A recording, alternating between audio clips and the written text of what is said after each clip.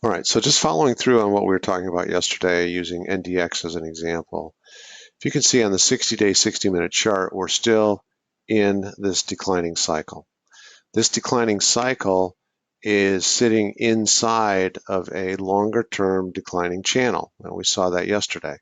Just as a reminder, let's back up to that. So this channel really started back at the beginning of November of last year. And you can see very clearly when you have the ability to take a step back and kind of view things on a macro basis, the number of times that we've bounced up against that declining level of resistance.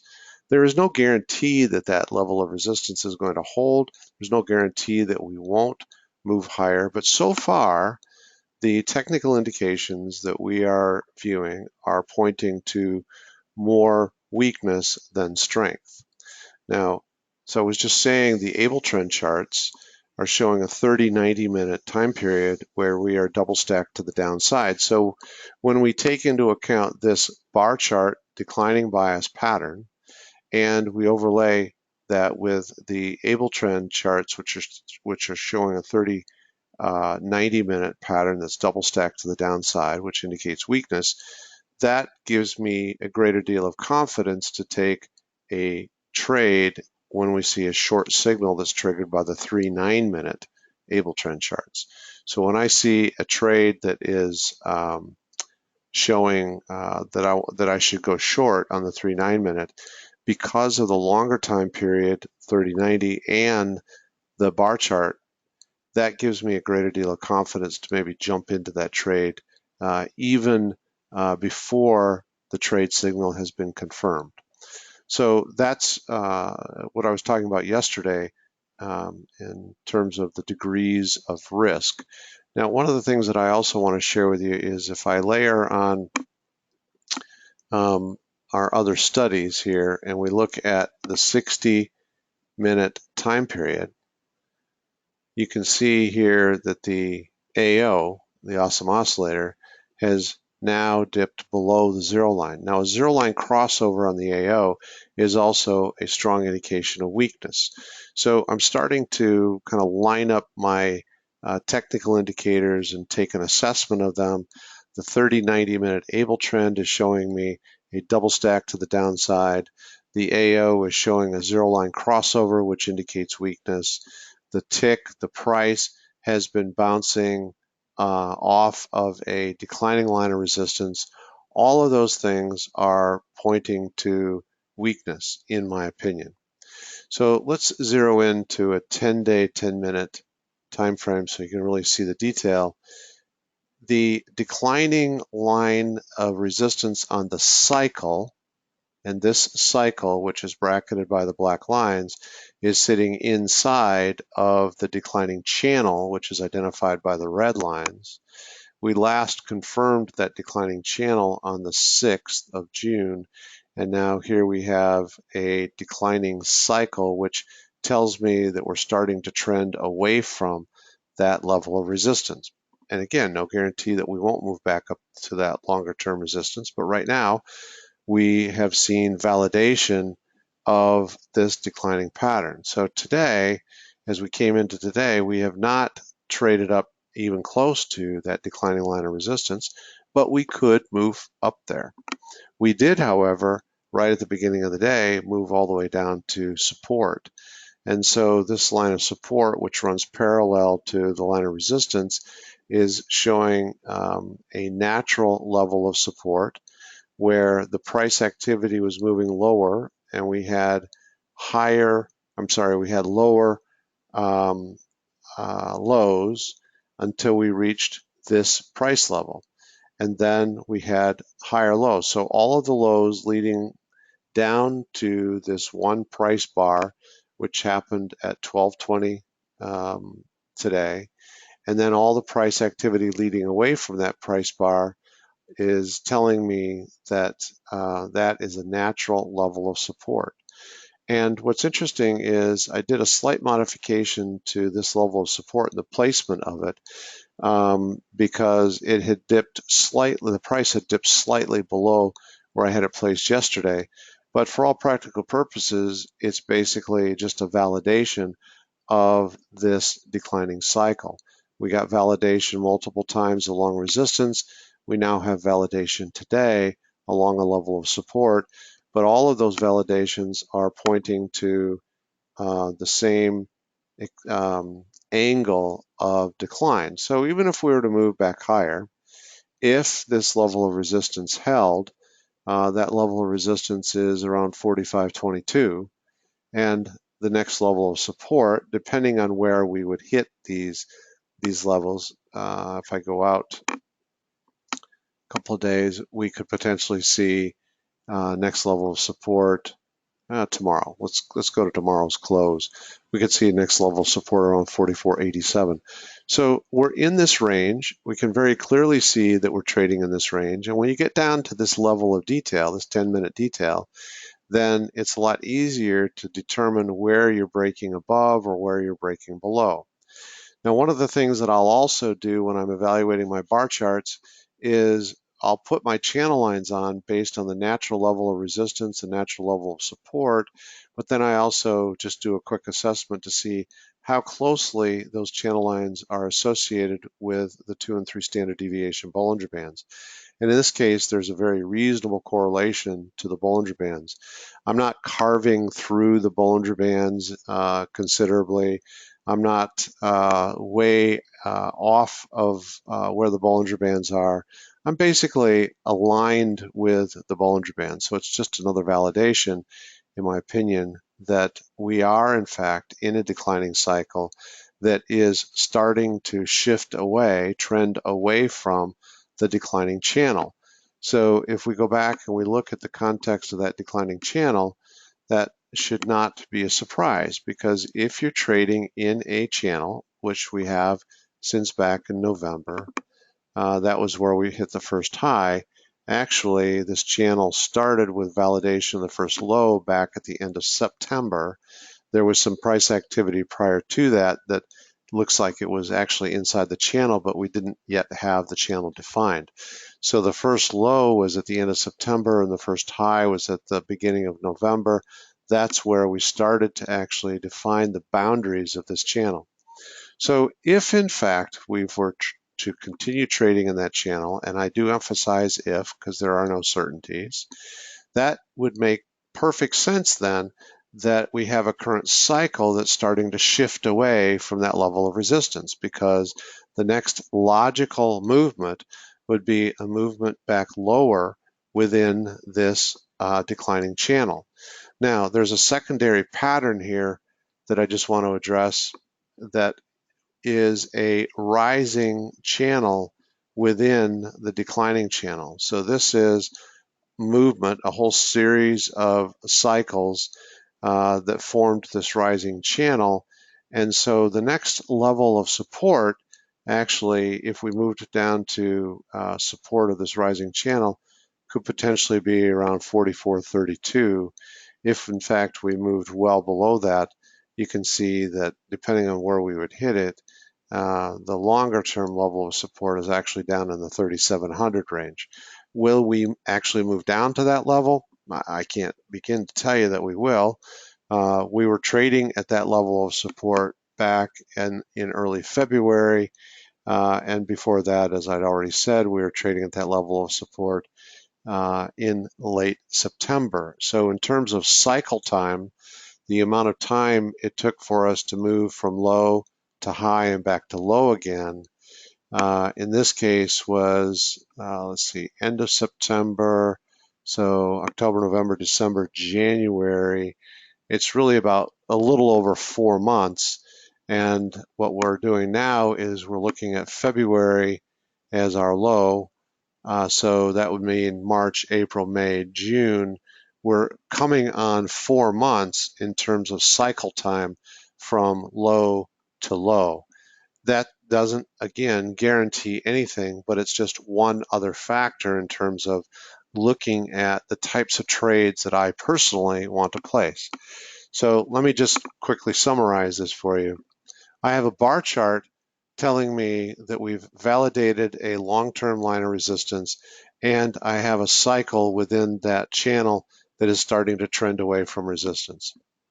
I have a cycle time from low to low of about 4 months, and it's been about 4 months since the last low in this channel. Again, doesn't guarantee anything. I have an able trend chart on the 30-90 minute time period that is double stacked to the downside. Again, all consistent with what I'm seeing on the bar chart. And so given all of that information, if and when I see a signal to go short on the 3-9 minute able trend, that gives me a lot of confidence to take that trade. If I see a signal to go long on the 3-9 minute able trend, I may still take that signal, but that's the type of signal that I'm going to wait for complete validation, confirmation of the signal. I'm going to take a position that will allow me to very quickly cover that position and protect myself against risk of loss. So that's kind of the way I'm looking at this. And now we get right down to the tick by tick trading.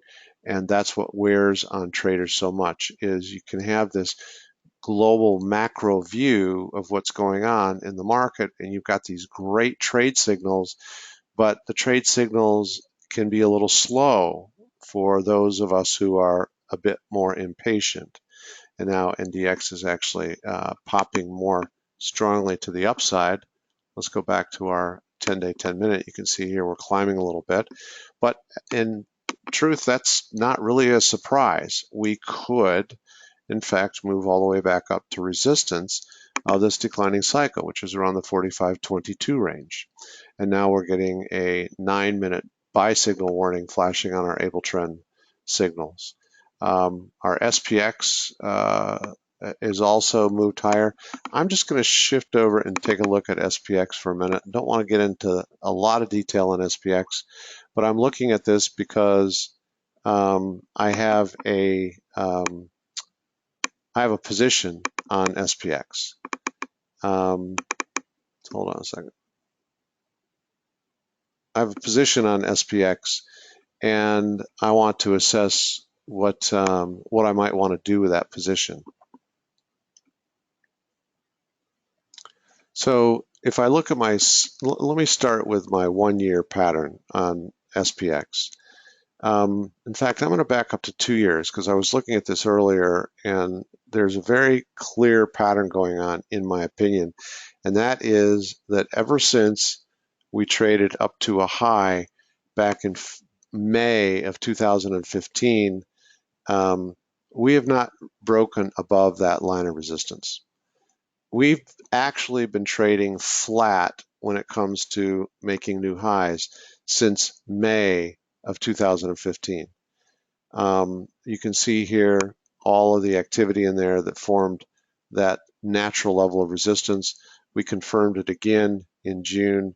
We confirmed it again in July. And then we fell a bit short of it in November. We fell a little bit short of it in April of this year.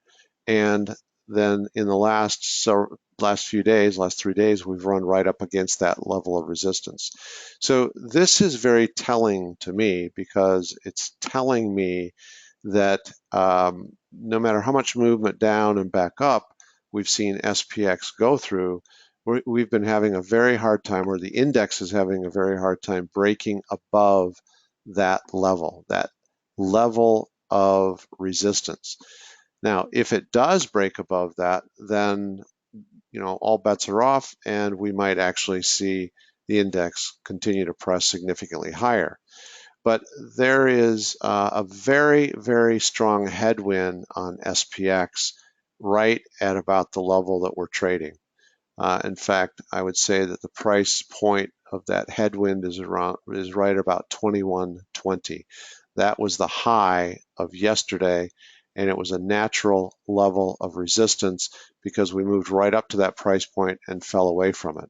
So we're, for all practical purposes, with the index trading at 21.15, we are trading right at that level of resistance. And gosh, the range of potential movement in this channel is 319 points. Now, if I said to somebody, we could potentially drop 319 points, and be trading down around the 1800 level, a lot of people would say, you know, I don't see that. And I'm not predicting that, folks. I'm just saying, based on historical patterns, that would not at all be out of the question. Now, we would have a lot of support to go through before we would ever get there. First level of support would be support of our rising pattern here, which might be around 2088. And then we'd have the daily Bollinger Bands, the 2 standard deviation around 2026, the 3 standard deviation around 2000, and then after that there would be other levels of support that would have formed. But this is just purely a technical chart evaluation. It's not intended to take trades. It's not intended to open or close new trades. This, for me, is a global macro view of SPX.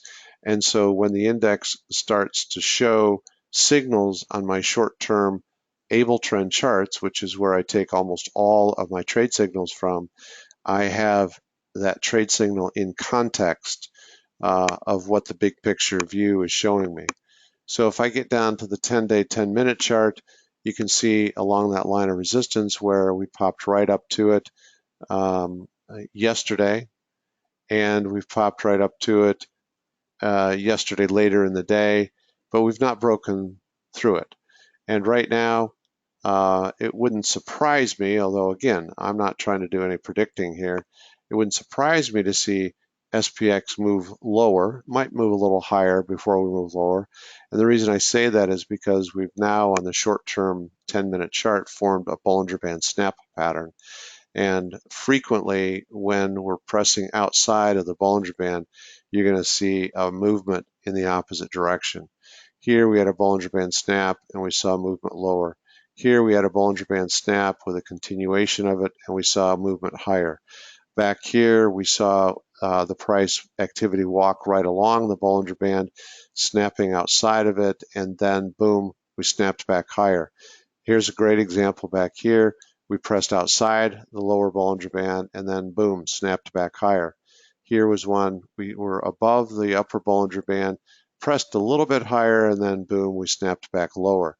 So it doesn't happen all the time immediately, but when you start to see a Bollinger Band snap pattern form, it's a good indication that there could potentially be a movement back lower. So taking all that into account, now I need to go assess my position.